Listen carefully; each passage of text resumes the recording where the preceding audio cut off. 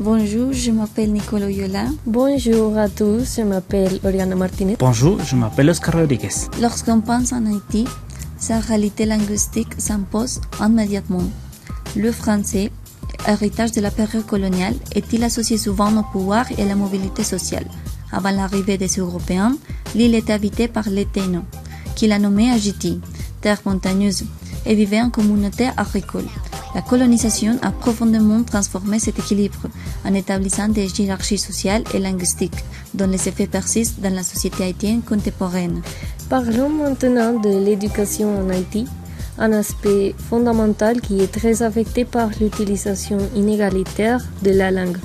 Le système repose encore largement sur le français comme langue d'enseignement, alors que la majorité des élèves grandissent en parlant exclusivement le créole. Cette distance entre la langue de l'école et la langue de la vie quotidienne crée d'immenses obstacles à la compréhension, à la participation et même à la confiance en soi. Si le créole est la langue du peuple haïtien, le français reste, par héritage historique, la langue du pouvoir. Cette diglossie institutionnelle marginalise la majorité en fait de l'accès aux droits et aux opportunités en privilège liés à la maîtrise du français. Elle nuit à la gouvernance et limite la participation citoyenne. Une administration qui n'utilise pas la langue de la population ne peut véritablement la servir.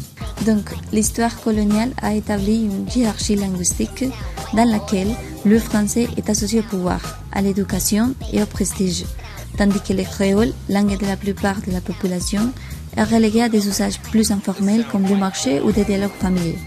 Il faudrait remarquer, l'île d'Haïti est le seul autre côté des pays des Amériques, hormis le Canada, où le français est l'une des langues officielles.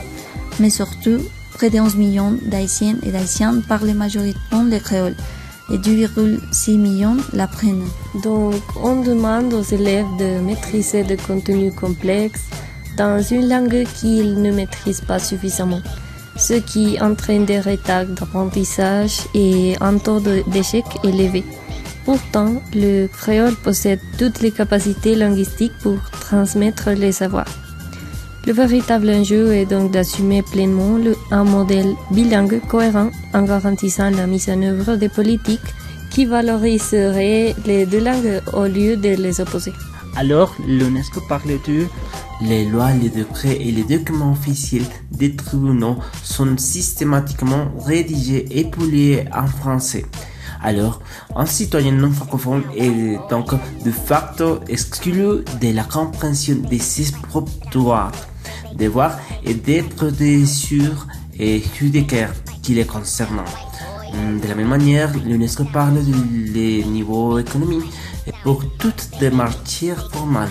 L'usage exclusif des documents et du jargon technique en français complique fortement l'entrepreneuriat populaire et l'intégration des petites économies locales. En ce qui me concerne, si je peux considérer que l'usage du français est parfois pratique pour les transactions internationales et la documentation juridique complexe, il est impératif que l'État haïtien reconnaisse et mette en œuvre le créole comme la langue du service public prioritaire. Salut, je suis Paola, je suis prof de français. Par rapport au phénomène de bilinguisme en Haïti, moi je considère que c'est un phénomène qui cause une ségrégation qui ne permet pas l'accès à l'éducation et au partage culturel au même niveau pour tout le monde. Ceci car seulement 10% de la population parle vraiment le français comme langue officielle et l'autre pourcentage se partage ou il décide de parler en créole. Alors ça crée une grande différence qui marque une grande ségrégation sur le groupe culturel d'Haïti. Bonjour, je m'appelle Nicolas Echeverri, je suis philologue français de l'Université nationale. Concernant la situation actuelle en Haïti, pour moi c'est une discrimination linguistique évidemment, mais aussi il faut tenir en compte que le français c'est une langue globale. Alors d'après moi c'est pas une mauvaise action d'enseigner aux écoles le français, mais aussi il faut pas oublier les créoles haïtiens. Parce que, bon, évidemment, si c'est les 90% de la peuple qui utilise les créoles, alors il faut faire attention parce que, bon, évidemment, c'est la langue plus utilisée, alors il faut trouver un équilibre entre les deux, entre les français et les créoles. Pas oublier les créoles, mais pas oublier les français. Enfin, langue maternelle pour les uns, ou marque de fierté, ou stigmatisation pour les autres, les créoles haïtiens continuent de faire débat. Une chose est sûre, derrière chaque mot créole, il y a une histoire, une identité, une résistance.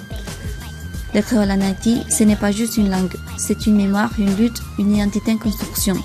On l'aime, on le parle, parfois on le cache, mais il est là, partout. Et si demain, au lieu de le mettre de côté, on le place enfin au centre. En somme, tant que la langue de l'enseignement ne correspondra pas à la langue de la majorité, on continuera à reproduire des inégalités qui n'ont rien d'inévitable.